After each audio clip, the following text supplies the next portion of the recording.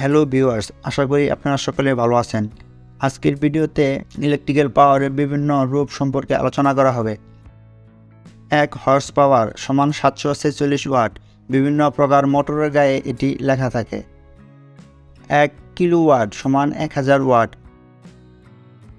1 megawatt সমান 10 লক্ষ watt. এটি বিভিন্ন পাওয়ার জেনারেটিং স্টেশনে লেখা থাকে।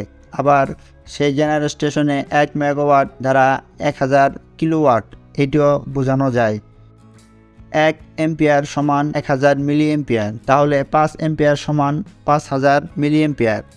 ডিসি সিস্টেমে পাওয়ার, এখানে যদি ভোল্টেজ 12 হয় এবং প্রবাহিত কারেন্ট যদি 3 এম্পিয়ার হয়, তাহলে পাওয়ার হবে ভোল্টেজ গুণন কারেন্ট। সেই ক্ষেত্রে 12 গুণন 3 অর্থাৎ 36 ওয়াট।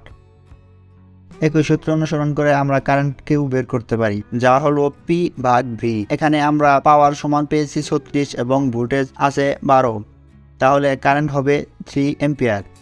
আবার সিঙ্গেল ফেজ এসির ক্ষেত্রে পাওয়ার নির্ণয় করার সূত্র হচ্ছে পি সমান ভি আই কস থিটা।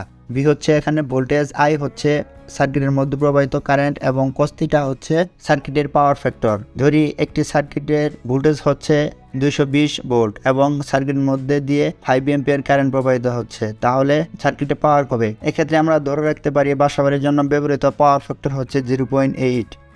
এখানে পাওয়ার হবে 220 গুণন 5 গুণন 0.8 সমান 880 ওয়াট। আমরা থ্রি ফেজের ক্ষেত্রে পাওয়ার নির্বাচন করতে পারি। থ্রি ফেজের ক্ষেত্রে পাওয়ারের সূত্র হবে P সমান √3 VI cos থিটা। এখানে √3 হচ্ছে থ্রি ফেজের জন্য সূত্রের √3। এখন V হচ্ছে ভোল্টেজ এবং I হচ্ছে কারেন্ট, cos থিটা হচ্ছে পাওয়ার ফ্যাক্টর। উদাহরণ হিসেবে আমরা একটি লোডকে বিবেচনা করি। থ্রি ফেজের ক্ষেত্রে ভোল্টেজ হচ্ছে 440 এবং যদি লোডের মধ্যে 4 এম্পিয়ার কারেন্ট প্রবাহিত হয় এবং পাওয়ার ফ্যাক্টর যদি 0.8 থাকে, তাহলে সূত্রের মাধ্যমে আমরা সহজে পাওয়ার নির্বাচন করতে পারি।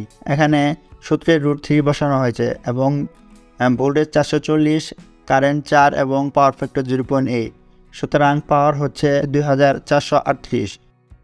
যদি ভিডিওটি ভালো লাগে তাহলে একটি লাইক করে সাবস্ক্রাইব করে পাশে থাকা বেল আইকন অন করে দিন।